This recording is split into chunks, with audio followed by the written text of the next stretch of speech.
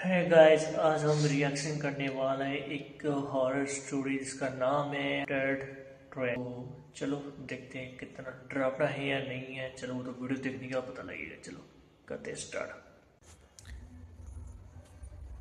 तो आज क्या गेमर लड़कियों के साथ ये मतलब कि वीडियो के बारे में। इस कहानी की लेखिका है सोनिया सैनी। मोनिका 21 साल की नवयुवती थी। कैंपस प्लेसमेंट में उसे एक अच्छी आईटी कंपनी में जॉब मिल गई थी। अच्छा। उसकी शिफ्ट रात के तकरीबन 12 बजे खत्म होती थी। उस रोज भी अपना काम खत्म करने के बाद वो ऑफिस से निकली और अपनी साइकिल की मदद से रेलवे स्टेशन पहुंच गई। साइकिल को पार्क करने के बाद मोनिका प्लेटफॉर्म पर खड़े होकर अपनी ट्रेन का इंतजार करने भाई साइकिल उधर छोड़ के ट्रेन पे ट्रैवल करना, ओह पता नहीं है, वीडियो को देखते हो। लगी। अचानक ही उसकी नजर रेलवे स्टेशन पर लगे एलईडी बोर्ड पर गई। रोज की तरह उसमें आने वाली ट्रेन का नाम और शेड्यूल आज दिखाई नहीं दे रहा था। डिस्प्ले बोर्ड की एलईडी बाहर बाहर जल बुझ रही थी। अचानक ही प्लेटफॉर्म की पावर सप्लाई भाई ये मोनिका उधर क्या कर रही है, इसको इतना पता होना चाहिए। रात के अंधेरे में उधर भूतिया ट्रेन होते, भूतिया, तो ऑब्वियसली डर तो लगेगा गई और हर तरफ अंधेरा हो गया। कोई कुछ समझ पाता उससे पहले ही मोनिका की ट्रेन प्लेटफॉर्म पर आ गई। बिना देरी किए बाकी के पैसेंजर्स के साथ साथ मोनिका भी झट से ट्रेन में चढ़ गई। इस समय रात के 11:30 बज गए थे। आज ट्रेन में कुछ रात के 11:30 गिने चुने पैसेंजर्स ही दिखाई दे रहे थे। मोनिका ने अपने हेडफोन में लाउड म्यूजिक लगाया और आंखें बंद कर अपना सर सीट के बैक सपोर्ट में टिका दिया। कुछ ही देर में लाउड म्यूजिक होने पर भी दिन भर की थकान के कारण उसकी आंख लग गई थी। थोड़ी देर बाद उसका मोबाइल रिंग करने लगा। रिंग की आवाज से मोनिका की नींद टूट गई। स्क्रीन पर पापा का नाम फ्लैश हो रहा था। मोनिका ने फोन उठाया। उठा ले, पापा का फोन है, कितना सोएगी तू। तो उधर से पापा की आवाज सुनाई देने लगी। मोनिका बेटा, ट्रेन मिल गई थी ना? हाँ पापा, मैं ट्रेन में ही हूँ, आप चिंता मत करो। कौन सा स्टेशन आ गया है? पापा की बात सुनकर भूतिया स्टेशन। अंकल जी, आपकी बेटी भूतिया स्टेशन पर है, भूतिया ट्रेन पे चढ़ी है। मोनिका अचानक से आंख खोलकर अपने कोच में चारों ओर नजर दौड़ाती है। उसे अपनी आंखों पर यकीन नहीं हो रहा था। पूरे कोच में बिल्कुल अंधेरा छाया हुआ था। ना तो कोई डिस्प्ले दिखाई पड़ रहा था और ना ही कोई अनाउंसमेंट सुनाई दे रहा था। पापा, आई थिंक कुछ प्रॉब्लम है। यहाँ ट्रेन में कुछ है ही नहीं। प्रॉब्लम नहीं, बहुत बड़ी प्रॉब्लम है। मैडम मोनिका, आप जिस ट्रेन पे बैठे हो वो उसको बोलते हैं भूतिया ट्रेन। सारी लाइट्स ऑफ है और कोई अनाउंसमेंट भी नहीं हो रही है। बेटा, आसपास किसी पैसेंजर से पूछना क्या बात है। पापा, पूरा कोच खाली पड़ा हुआ है, मैं अकेली हूँ यहाँ। ये क्या बोल रही है बेटा? मुझे डर लग रहा है। देख, ट्रेन जैसे ही अगले स्टेशन पर रुकेगी तू वहाँ पर उतर जाना, मैं तुम्हें लेने आ जाऊंगा। ठीक है पापा। मोनिका अब ट्रेन के अगले स्टेशन पर रुकने का इंतजार कर रही थी। ये ट्रेन नहीं रुकने वाला मोनिका जी, ट्रेन नहीं रुकेगा, बोल दो पापा को, बाहर देखने से कुछ नहीं होगा। आमतौर पर यह ट्रेन हर 10 या 12 मिनट में अगले स्टेशन के लिए रुकती थी, लेकिन आज पूरे 20 मिनट हो चुके थे, लेकिन ट्रेन रुकने का नाम ही नहीं ले रही थी। मोनिका को घबराहट हो रही थी। उसे कोई रुकेगा भी नहीं, क्यों रुकेगा? आइडिया नहीं था वो अभी कहाँ पर है। ड्राइवर की कैबिन में जाकर उससे कांटेक्ट करती हूँ, शायद कुछ हेल्प कर सके। ऐसा सोचकर मोनिका अपनी मोबाइल की टॉर्च ऑन करके इंजन रूम तक पहुंच जाती है। वहां जाकर वो ड्राइवर के केबिन को लगातार खटखटाती रहती है। इसको मोनिका जी को इतना भी पता होना चाहिए, भूतिया ट्रेन में भूत कोई नहीं होगा यहाँ पे। लेकिन अंदर से कोई जवाब नहीं मिलता। डर से मोनिका की सांसें उखड़ रही थी। अपनी उखड़ती सांसों को शांत करके वह वापस अपनी सीट पर आकर बैठ जाती है। अब उसे बस ट्रेन के रुकने का इंतजार था ताकि वो नीचे उतरकर क्या बोलूं अब मैं। मदद मांग सके और अपने पापा को वहां बुला सके। इसी तरह 10 मिनट और बीत जाते हैं। अचानक ट्रेन की स्पीड कम होने लगती है। ट्रेन की स्पीड को कम होते देखकर मोनिका की जान में जान आने लगती है। कुछ ही मिनटों में ट्रेन किसी स्टेशन पर आकर रुक जाती है। बाहर घना अंधेरा छाया था। आखिरकार ट्रेन रुकी गई।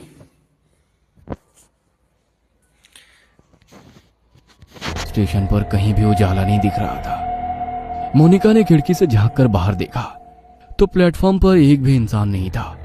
अब तो मोनिका को और भी डर लगने लगा था। उसने मोनिका जी मेरे को तो बताओ, रात के आप 11:30 बजे चले होते क्या? तो अब 12 तो बज ही गए होंगे। तो इस टाइम कौन होता है? कोई नहीं होता, वो भी इतने सुनसान इलाके पे। एक तो अंधेरा भी है। जल्दी से अपना मोबाइल निकाला और फिर से पापा को फोन मिला दिया।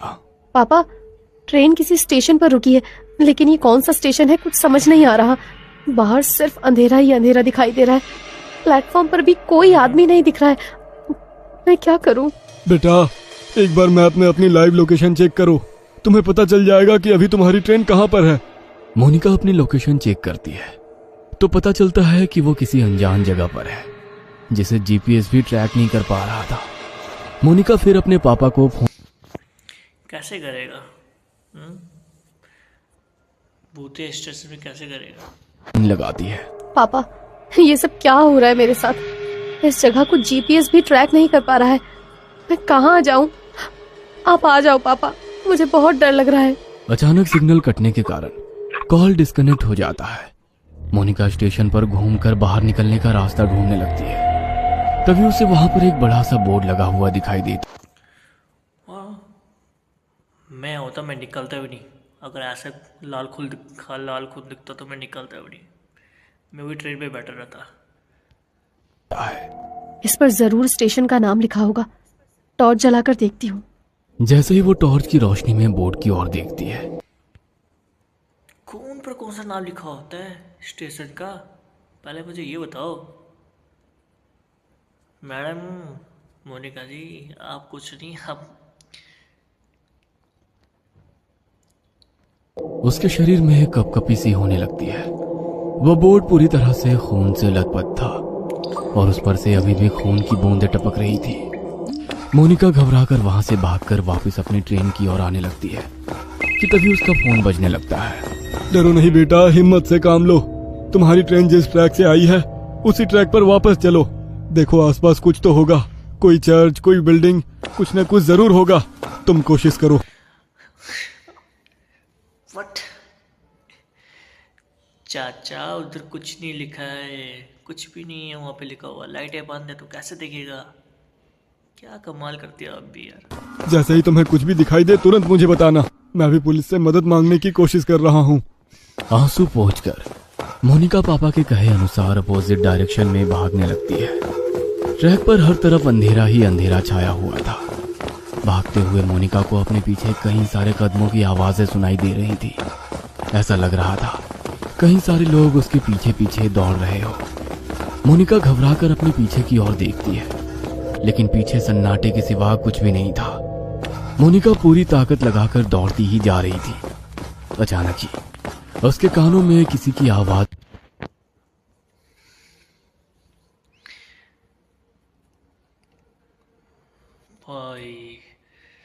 भाई जम्पस्केयर आएगा करीब सुनाई देती है। ऐसा लग रहा था कोई गुस्से में उसका नाम पुकार रहा हो। मोनिका अब इतना ज्यादा डर चुकी थी कि उसके अंदर पीछे मुड़ने की हिम्मत भी नहीं बची थी। हाथ में मोबाइल भाई डरने की बंदा उधर ही बेहोश हो जाएगा। मैं होता तो मैं बेहोश ही हो जाता वहां पे। पकड़े वह फ्लैश लाइट की रोशनी में दौड़ती चली जा रही थी। अचानक ही उसके दौड़ते कदम ठिठक कर रह गए। उसने देखा कि सामने पोल पर एक औरत उल्टी लटकी हुई थी। उसके बाल हवा में लहरा रहे थे और वो खतरनाक भाई सामने मिल गए इसको भूत भूत नहीं चुड़ैल। चेहरे के साथ जोर जोर से हंस रही थी। मोनिका का हलक डर से सूख रहा था। अब उसमें और आगे जाने की हिम्मत नहीं बाकी थी, इसलिए वो वापस स्टेशन की तरफ जाने के लिए मुड़ जाती है। अगर मेरे सामने भी अगर रियल में ऐसा होता ना तो मैं लिटरली फट जाती, मैं उधर फ्रीज हो जाता।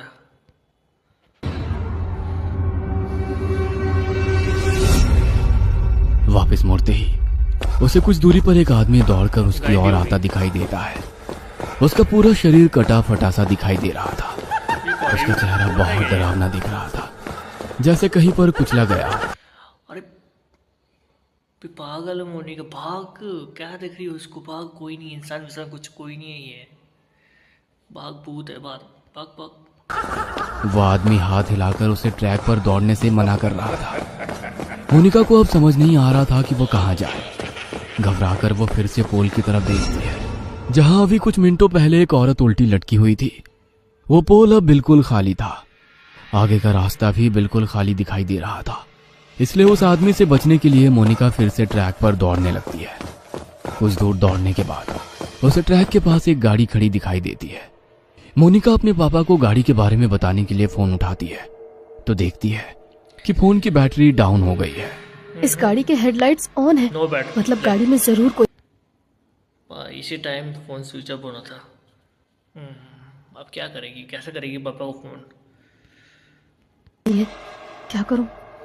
मदद मांग लूं या ऐसे ही भूतिया स्टेशन पर अपनी मौत का इंतजार करती रहूं? मोनिका जी, जरूरी नहीं है इंसान ही होगा, क्या पता। चलाओ। मोनिका कुछ देर सोचती है और उसके बाद हाथ हिलाते हुए गाड़ी के सामने जाकर खड़ी हो जाती है। मोनिका को ऐसी हालत में देखकर ये क्या होता है? हाथ ऐसे हिलाते, ये क्या है? What is this? गाड़ी के अंदर से एक आदमी बाहर आता है। क्या बात है, इतनी रात को आप ऐसे ट्रैक पर क्या कर रही हैं? सब ठीक तो है ना? मोनिका बुरी तरह हाँफ रही थी। ऐसा लग रहा था वह किसी भी पल बेहोश होकर गिर पड़ेगी।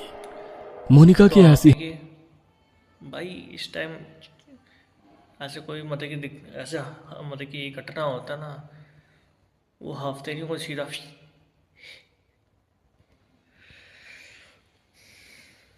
हालत देखकर वो आदमी उसे गाड़ी के अंदर बैठा लेता है।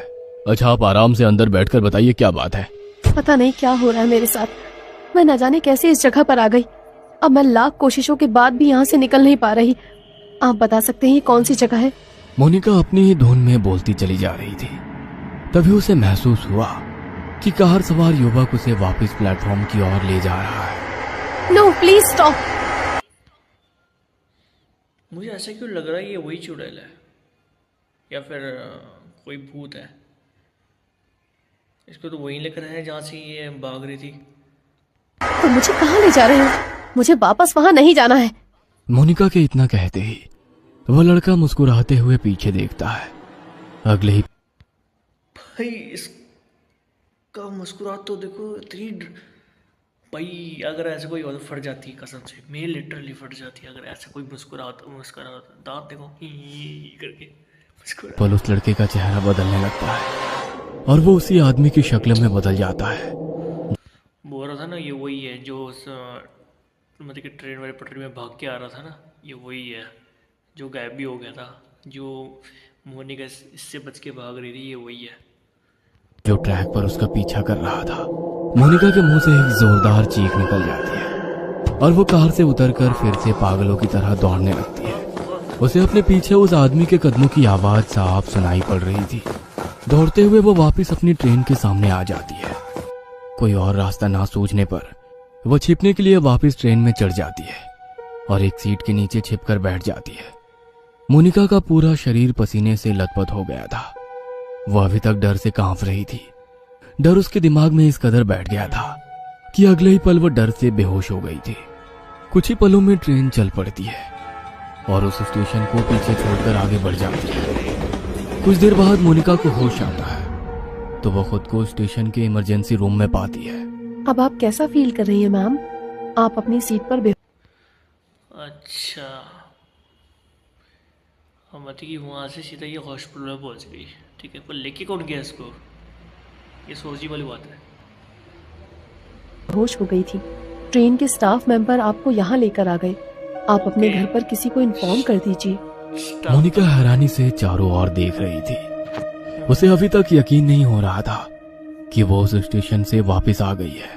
प्लीज मेरे पापा को बुलवा दीजिए। मैम, आपके फोन की बैटरी लो हो गई थी, मैंने चार्ज कर दिया है, ये लीजिए। मोनिका अपना फोन निकालकर पापा को फोन लगाती है। हेलो, कहाँ थी तू बेटा? मैं कितना परेशान था। 3 घंटे हो गए, अभी तक घर नहीं लौटी। पापा, आप तो जानते हैं ना 3 घंटे मुझे तो ज्यादा लग रहा है। मैंने आपको फोन किया तो था। बेटा क्या बोल रही है? तू है कहाँ? मोनिका पापा को अपनी लोकेशन बता दे, हॉस्पिटल में हो, बेहोश हो गई थी। भेज देती है। कुछ ही देर में मोनिका के पापा आकर उसे अपनी कार से घर ले जाने लगते हैं। रास्ते में मोनिका अपना फोन निकालकर कॉल हिस्ट्री चेक करती है। उसने पिछले 3 घंटे में लगभग 10 बार पापा का नंबर डायल किया हुआ था, लेकिन एक भी बार उस पर बात नहीं हुई थी। मैंने तो हर बार पापा से बात की थी, लेकिन फोन में तो बस डायल नंबर ही दिख रहा है। और अगर वो सब मेरा वहम था, तो फिर जब मैं बेहोश थी तो ये कॉल कब और किसने किए? मोनिका के जहन में बहुत से सवाल थे, जिनका जवाब फिलहाल बस यही था।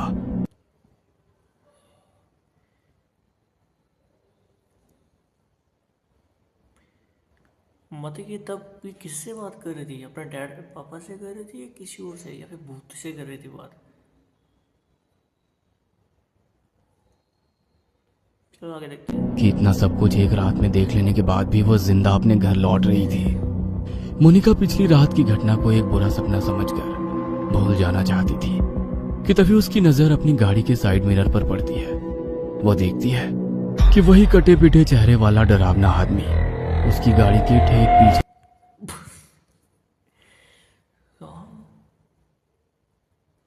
ये तो उसका पीछे ही नहीं छोड़ रहा। चला आ रहा है। और ऐसे हॉरर स्टोरी देखने के लिए मेरे YouTube पेज को सब्सक्राइब करना, लाइक करना, कमेंट करना और टेक केयर, बाय बाय।